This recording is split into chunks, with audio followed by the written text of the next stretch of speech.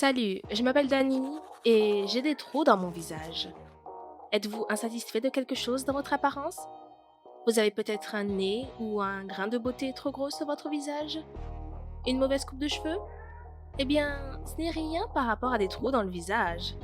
Vous êtes d'accord? Mais tout n'est pas si mal. Regardez cette vidéo jusqu'au bout et découvrez comment j'ai tourné ces trous à mon avantage. J'ai de bons parents. Peu de gens ont autant de chance. Quand ma rébellion d'adolescente a commencé, ils ne m'ont pas pressée. Quand j'ai teint mes cheveux pour la première fois, ma mère m'a aidée. Et quand j'ai demandé un tatouage pour mon 16e anniversaire, mon père a trouvé un salon de tatouage cool pour moi et a signé l'autorisation. Bien sûr, l'école ne l'approuvait pas. Toute école ne l'approuvait pas, pour être exact. Et moi, en raison de mon entêtement et de ma réticence à porter un uniforme, j'en ai changé 3 en un an. Et même dans la dernière, la plus fidèle, où je suis en excellent terme avec l'administration, les professeurs ne me regardent qu'avec appréhension. Et je m'en fous d'eux. Plus important encore, j'aime ça. J'aimais. Quand j'ai brusquement élargi les trous dans mes oreilles, je voulais quelque chose de nouveau, et j'ai pensé faire quelque chose de similaire avec le visage, les joues ou le menton. Bien sûr, quelque chose d'élégant. Pas 20 mm, mais quelque chose de symétrique et de petit. J'ai dit à mes parents que je ferais un petit piercing, et ils m'ont donné la permission. J'allais percer les 2 joues à la fois pour que l'affaire ne soit pas retardée de 6 mois, comme c'était le cas avec les oreilles. Je voulais faire un grand show au bal. J'ai changé de salon à plusieurs reprises car les spécialistes refusaient de se charger de l'opération ou exigeaient d'amener mes parents. Mais j'ai trouvé le salon. Y a-t-il eu un événement dans votre vie qui a tout divisé en avant et après? Une terrible frontière d'existence? Pour moi, un tel événement était une foutue opération. Non, tout s'est déroulé comme prévu au début. Je ressemblais à une momie ou à un hamster quand je me suis réveillée. Mon visage était terriblement enflé et enveloppé de bandages.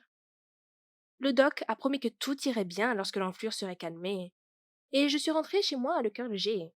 Mes parents n'étaient pas très contents, mais il était toujours plus facile de les mettre devant les faits. Il valait mieux demander pardon que la permission, croyez-moi. Cependant, quand j'ai enlevé les bandages et que j'allais à l'école pour la première fois pour montrer la nouvelle modification, j'étais couverte d'une véritable horreur glacée. Il y avait des espaces vides autour des trous standards que le doc avait percés dans mes joues. On aurait dit que j'avais été touchée au visage à bout portant, ou comme si j'étais un zombie avec un mauvais maquillage. Tout pourrissait, suinté de sang. Les anneaux ne tenaient pas du tout. La peau était littéralement suspendue en un haillon. Et je me suis tenue devant le miroir pendant une bonne demi-heure, parce que la peur me plongeait dans la stupeur. J'ai dû me précipiter chez le médecin au lieu de l'école et découvrir ce qui se passait. Le doc était aussi surpris que moi et m'a envoyé directement du salon à la clinique pour des tests et au chirurgien qui a rapidement retiré les tissus morts. Au lieu des trous soignés à travers lesquels mes dents blanches pouvaient être vues, j'ai eu d'énormes trous dans lesquels mes mâchoires étaient entr'ouvertes. C'était tellement effrayant que je me suis couverte le visage avec une écharpe et une capuche sur le chemin du retour. Je me suis promis de ne plus jamais quitter la maison parce que mon visage était pire qu'un cauchemar de film d'horreur. J'ai baissé les stores de ma chambre et arrêté de sortir du lit, me sentant terriblement faible, mes genoux flanchant et ma vision s'estompait alors que j'essayais de m'asseoir.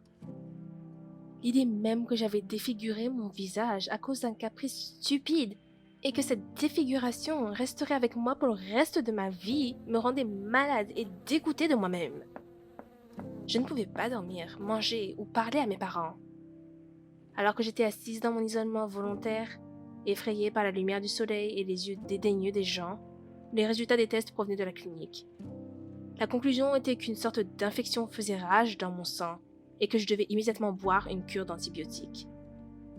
Mes parents continuaient à prendre soin de moi. Ma mère a acheté des pilules et m'a fait les prendre. Mon père a cherché d'urgence un chirurgien plasticien et je voulais juste mourir à ce moment-là. Le bâtard en blouse blanche a nié toute responsabilité. Papa a essayé de l'appeler et de lui parler, mais il a raccroché encore et encore. Apparemment, il avait peur d'un procès pour son manque de stérilité. Et de droit, comme le montre la pratique. J'étais sauvée par l'ennui. Oui, m'allonger, être malade et souffrir était amusant, mais j'en étais fatiguée. J'ai d'abord commencé à manger, puis à lire, puis pour la première fois depuis plusieurs jours, j'ai rampé pour acheter de nouveaux anneaux dans les trous. Toutes les personnes à qui j'expliquais ma situation m'ont demandé dans combien de temps j'obtiendrais une chirurgie plastique et arrangerais cette horreur. À un moment donné, je ne pouvais plus le supporter et avec tout mon aplomb d'adolescente, j'ai dit que je ne le ferais jamais. Je ne cacherai pas les erreurs de ma jeunesse et tout le reste. En ce temps-là, je me suis rappelé un petit animal vicieux. Je m'attendais à être moquée, trouvée fautive et jugée. J'étais presque prête pour un combat quand je suis arrivée à l'école. Et j'ai été très surprise. Vous êtes-vous déjà trompé sur les gens? Et vous êtes-vous déjà trompé sur les gens pour le mieux? Je suppose que c'était parce que j'étais déjà une écolière pas comme les autres. Et pour mes camarades de classe civilisés, le même choc serait un clou d'oreille dans la joue et un trou à travers lequel vous pouvez voir les gencives. Les gens me regardaient. Mais n'était-ce pas ce que j'essayais de faire en exposant mon apparence en plein jour? Sinon, ils m'auraient traité comme avant. Devoir partager, actualité. Oui, parfois c'était difficile, surtout physiquement. Vous savez, jusqu'à présent, si je rêvassais, la nourriture tombait parfois de ma bouche. Mais c'était juste les petites choses de la vie. Les professeurs avaient peur de moi, mais l'infection a cessé de me déranger.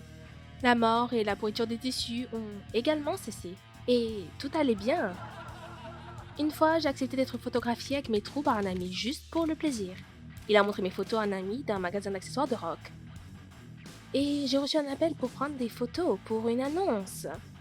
Sans trou dans mon visage, je n'aurais pas reçu une telle offre. Et on m'a assuré que ce n'était que le début. Les parents ne savaient pas quoi penser. Ils n'attendaient pas cela de leur fille. Ha! Oui, c'était cool. Mais j'ai été aidée à devenir vraiment célèbre et populaire par le même médecin dont la cupidité avait été beaucoup plus forte que la lâcheté. Quand ils ont commencé à écrire sur moi, la plus jeune mannequin avec un amour des modifications corporelles, non seulement dans les journaux ordinaires, mais aussi dans de très bons magazines, cet idiot a décidé de me le rappeler lui-même.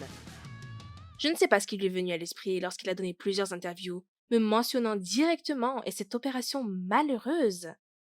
J'étais tellement offensée que mon nom était inévitablement impliqué dans un scandale. Il n'y avait pas encore de réputation et elle aurait pu facilement être ruinée par un scélérat. Mais je ne pouvais pas rester silencieuse. Cet homme a presque ruiné ma vie avec son insouciance. Il aurait pu défigurer d'autres personnes qui auraient été inspirées par mon exemple, comme je l'étais jadis. Imaginez des adolescents qui ont décidé de modifier leur apparence et sont allés voir un tel médecin. Je suis allée au tribunal avec un procès contre lui. Rapports médicaux, résultats des tests.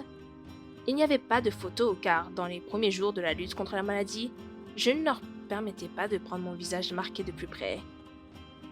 Ce monstre a déposé une contre-poursuite pour diffamation. J'ai ajouté la divulgation de secrets médicaux à mon procès. Personne n'allait abandonner.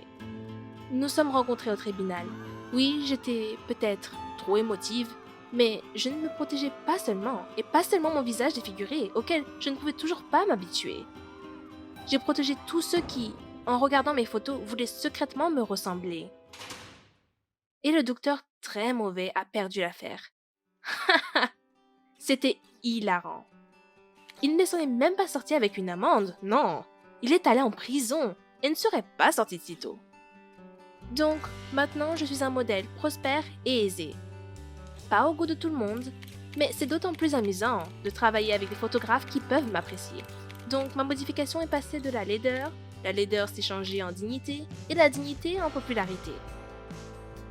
Même lorsque je suis devenue reconnaissable et que j'ai eu du succès, j'ai d'abord fui mon reflet dans le miroir.